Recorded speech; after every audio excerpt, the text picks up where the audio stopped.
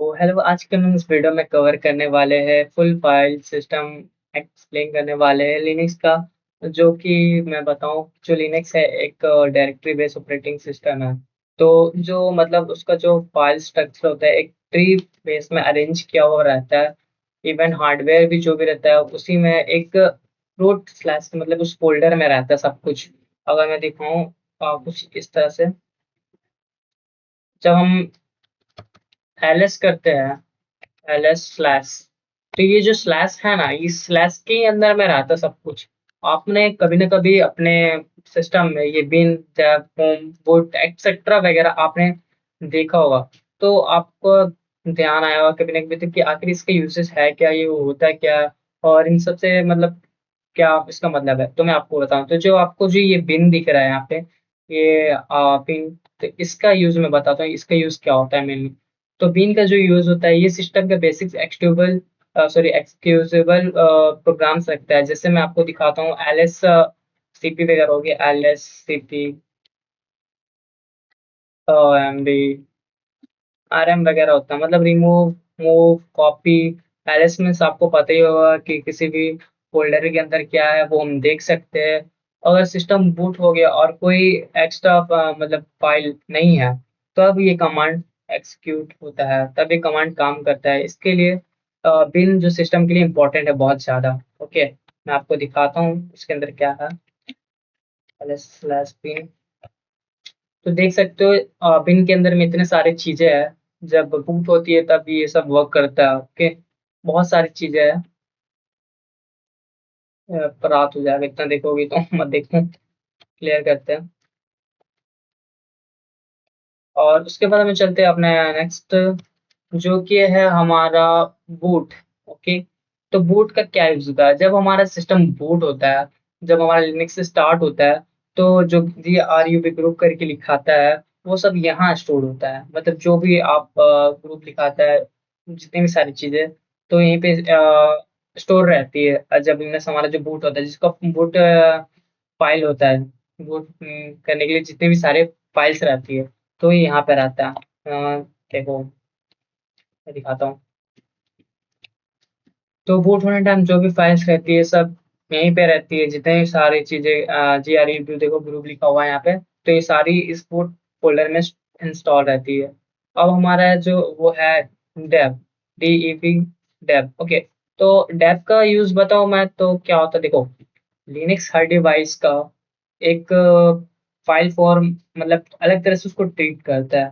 जैसे मेरा जो यूएसबी है, अगर जैसे जो सिस्टम का हार्ड डिस्क है या एसएसडी है, ओके, तो वो उसको TAFE SDA करके दिखाएगा। और जो हमारा जो ये रहता है पेन ड्राइव, तो उसको DEV SDB करके दिखाएगा। ओके, तो देखो, DEV SDB पेन ड्राइव मतलब वो फाइल को अलग तरह से ही ट्रीट करता है।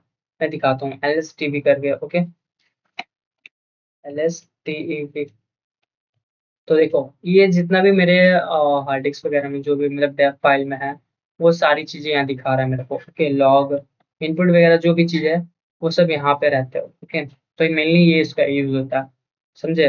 विंडोज में क्या होता है कि हार्ड डिस्क जो रहता है वो वहाँ पे सी ड्राइव करके ऐसे लिखा रहता है, बट हार्ड डिस्क को वो यहाँ पे DEV SDA करके दिखाता है। अगर सॉरी, उसके बाद जो आपको मैं दिखाता हूँ नेक्स्ट हमारा क्या है। नेक्स्ट है हमारा होम। ओके, तो होम में देखो क्या होता है। होम अगर मैं दिखाऊं, ls करते हैं हम लोग और स्लैश होम करते हैं। तो होम मतलब होता है यूजर, होम मतलब किसी का घर। तो देखो, एक घर है, मान घर, उस घर में आप कौन कौन रहता है, कितने पर्सन्स रहते हैं, मतलब उस घर का कौन यूजर है। एक घर है, वहाँ एक यूजर रहता है, कौन रहता है, इंसान रहता है वो। तो हम घर जाएंगे तो उसको पता है कि हाँ कौन एक इंसान रहता है, कितने जने रहते हैं। तो होम का मतलब ये होता है कि अगर हम ls होम करेंगे, तो ls होम करने से हमें बता देता है कि भाई कौन है आखिरी यूजर। जैसे कि काली लिखा हुआ, तो ये जो इसके यूजर नेम वो काली है। ओके, अच्छा, यहाँ से यहाँ पे कुछ भी नाम हो सकता है, आप अपना नाम से कुछ भी हिसाब से दे सकते हो, सैडो वगैरह एनीथिंग, जो भी नाम देना वो दे सकते हो। ओके, चलते हैं हम होम। उतना समझाने में तो कुछ है नहीं, home तो उतना आप समझ ही गए होगे। ओके, चलते अब ETC पे। ये जो ETC दिख रहा हो, ये आखिर ETC का काम क्या है, समझे। तो मैं आपको बताता हूँ, ETC का जो मेनली अगर देखा जाए, यहाँ से सारा सिस्टम है जो कंट्रोल होता है। ओके, कंट्रोल रूम इसको कह सकते हैं। हर प्रोग्राम या सर्विस कॉन्फ़िगर फाइल है जो यहीं पे रहती है। ओके, जैसे नेटवर्क सेटिंग हो गई, यूजर सेटिंग हो गई, यहीं पे ही रहता है। जस्ट लाइक मैं दिखाऊं अगर L S A T C,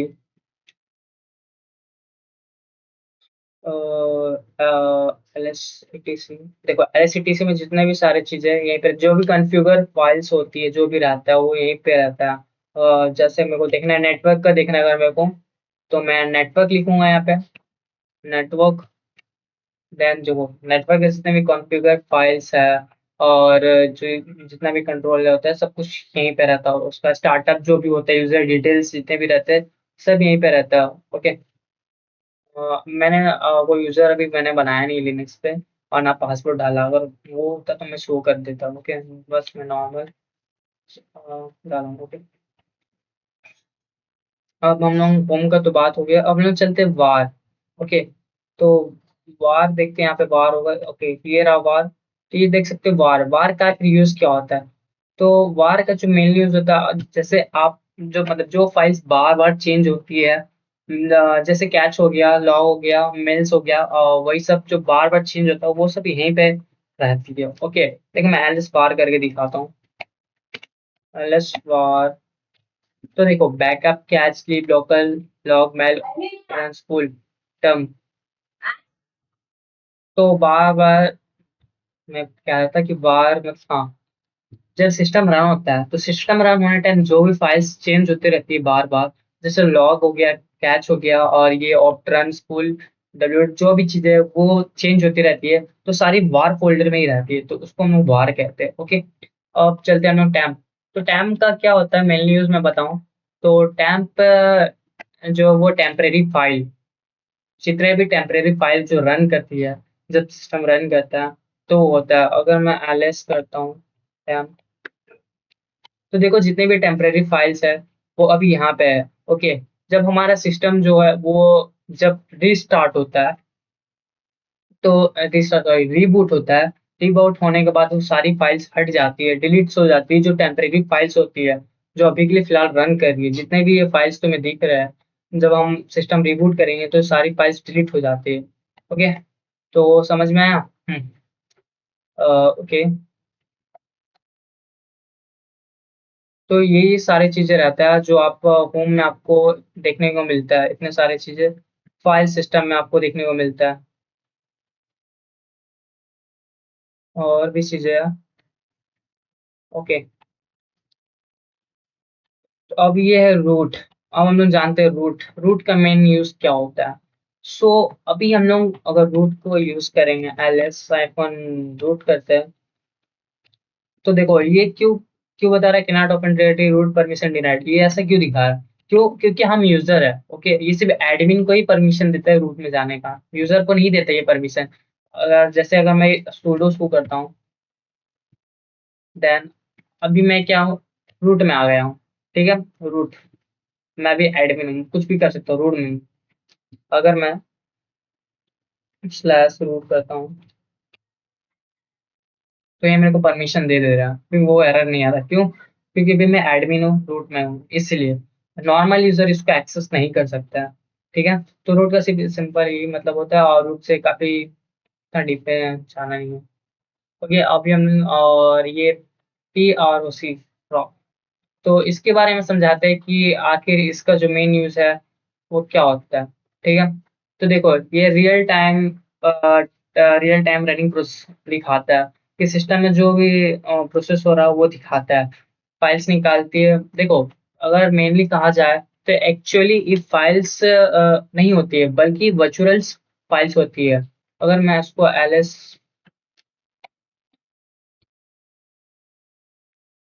drop करूँ, तो देखो ये जितना भी है प्रोसेस हो रहा है मेरे सिस्टम में, वो सारे इंफॉर्मेशन यहाँ पे दिखा रहा है कि क्या क्या प्रोसेस किया जा रहा है। ओके, और नॉर्मल भी करके देख सकते हो, तो चलते एग्जांपल प्रोसेसर का इन्फो देखना है या फिर रैम का इन्फो, तो लोग देख सकते हो उसका।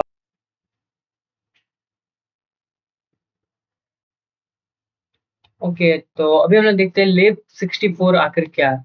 ओके, ये जो लीब 64 है, आखिर इसमें होता क्या है? तो देखो, लिनक्स सिस्टम में जो लीब 64 एक सिस्टम डायरेक्टरी होती है, जो 64 सिस्टम को लाइब्रेरीज को स्टोर करके रखती है। ओके, प्रोग्राम्स और सिस्टम कोर कंपोनेंट्स, हाँ कंपोनेंट्स के लिए जरूरी होती है, ऐसे ही। मतलब ऐसे नहीं भाई, सही में सही, मतलब जितने भी 64 रहती है, बिट के जो भी रहते हैं वो सब इसी में ही रहते हैं फाइल। ओके।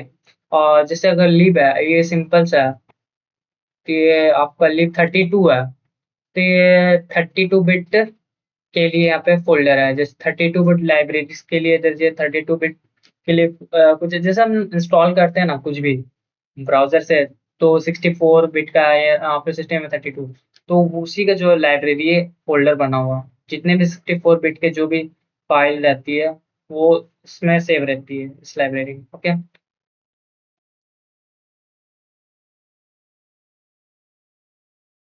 देखो, अब ये भी बता दूं कि आखिर ये जरूरी क्यों है।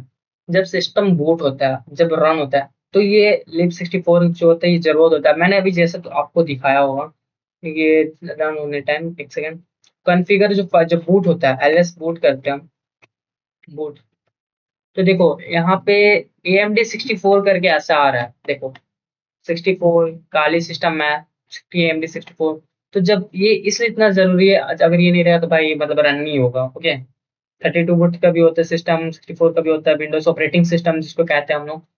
जो कहते हैं जब लिनक्स बूट होता है, तब AMD मतलब 64 बिट का जो वो जरूरत होता है। और कोई सिस्टम जैसे कोई विंडोज 7 है, तो वो 32 बिट का है, तो उसमें 32 बिट्स का ही मतलब नीड होगा। ओके। और ये 64 का है तो 64 का। ओके, समझ में आया था? तो अब हमारा जो अगला है ये है लॉस्ट प्लस फाउंड। इसका आखिर क्या यूज है? देखो, प्लस फॉन्ट का मेनली यूज होता है क्यों है, क्योंकि जब क्रैश होता है या फिर इम्पोर्टेंट या शट डाउन होता है, तो डिस्क एरर जो आता है उसको वो रिकवर करती है, रिकवर उसको वो कहता है लॉस्ट प्लस फाउंड, जितनी भी फाइल्स रहते हैं। ओके। जैसे तुम्हारा सिस्टम अचानक शट डाउन हो गया, या डिस्क पर कोई फाइल करप्शन हो गया, डिस्क पे या कोई फाइल करप्ट हो गया, ठीक है, तो सिस्टम जब दोबारा बूट होता है तो वो उसको रिकवर करता है, फाइल सिस्टम चेक रन करता है, और उसको नहीं मिलता है तो उसको दोबारा रिकवर करता है। ओके। अगर जैसे कि देखो अच्छा से मैं समझाऊं, तो जब तुम्हारा सिस्टम अचानक से शट डाउन हो गया, उसका कोई फाइल फोल्डर वो मतलब एरर हो गया, उसमें कुछ करप्ट हो गया। ओके। तो करप्ट हो गया तो वो अब चेक करता है लॉस्ट प्लस फाउंड फोल्डर में कि हाँ ये करप्ट जो फाइल हुआ है इसका एक फाइल है कि नहीं। अगर वो रहता है तो वो करप्ट फाइल को हटा के वहां से वो रिकवर कर देता है, और फिर से आपका सिस्टम में जो रन होता है। ओके। तो इसलिए हर लिनक्स पार्टीशन के रूट में ये होता है। तो देखो, ऑप्ट फाइल का यूज क्या होता है, ये ऑप्ट फाइल का, तो ऑप्ट फाइल का देखो जो होता है, ये एक फोल्डर, ये एक्स्ट्रा सॉफ्टवेयर पैकेजेस के लिए होता है, जो कि जैसे जस्ट लाइक क्रोम हो गया, कोई भी फायरफॉक्स ब्राउजर हो गया, इंस्टॉल नहीं होता है। देखो इंस्टॉल मतलब, मेरे कहने का मतलब है ये मैनेजर से इंस्टॉल नहीं होते हैं। ओके। जैसे एपीटी MDNF, जैसे हम सुडो एपीटी इंस्टॉल करके करते हैं, जैसे अब कोई थर्ड पार्टी एप्लीकेशन है, कोई बड़ा एपीके है, या फिर कोई गेम है लिनक्स में, वैसे कोई गेम चलता नहीं, मान लो मेरे को व्हाट्सएप ही डाउनलोड करना है, तो मैं थर्ड पार्टी का यूज करूंगा, क्योंकि अगर सुडो एपीटी में व्हाट्सएप करूंगा तो इंस्टॉल नहीं होगा वो, मेरे को ब्राउजर में जाके इंस्टॉल करना पड़ता है। तो उसी को मैनेज करने के लिए वो अलग से ओपीटी का बना हुआ थर्ड पार्टी का, ताकि वो मैनेज आराम से हो सके। समझे? कोई भी एक्स्ट्रा टूल तुम अगर इंस्टॉल करते हो बाहर से, जैसे क्रोम से, तो वो फाइल में सेव होता है। समझ में आया? एसबिन देखो क्या है, लिनक्स में डिटेल समझो तो, अगर सिस्टम बाइनरी, एसबिन का फुल फॉर्म होता है सिस्टम बाइनरी। ओके। तो जैसे कि अगर मैं समझाऊं कि एक सिस्टम लेवल कमांड है का फोल्डर होता है, administrative administrative system level command का एक फोल्डर होता है एडमिनिस्ट्रेटिव, जैसे रिपेयरिंग और सबूटिंग और सिस्टम कॉन्फ़िगरेशन का काम आते हैं। ओके। एसबिन का पर्पस क्या होता है? देखो, सिस्टम को बूट करने के लिए चाहिए होता है, रिपेयर मेंटेन करने के लिए चाहिए होता है, और रूट यूजर को सुपरवाइजर ही उन्हें रन कर सकते हैं। जैसे अगर देखो मैं, अगर ऐसा आना चाहिए, जैसे एस एल एस,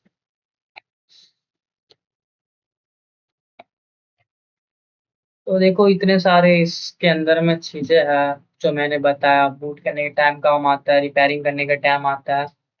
तो एस बिन में वो सारी चीजें होते हैं। इसका फुल फॉर्म आपको मैंने बता ही दिया, सिस्टम बाइनरी, जो कि इसका फुल फॉर्म है। ओके।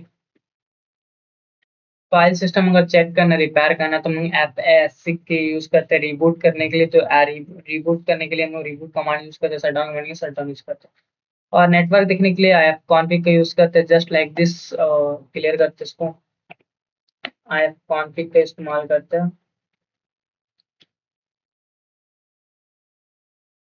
कुछ भी देखने के लिए। ओके। और फिर शट डाउन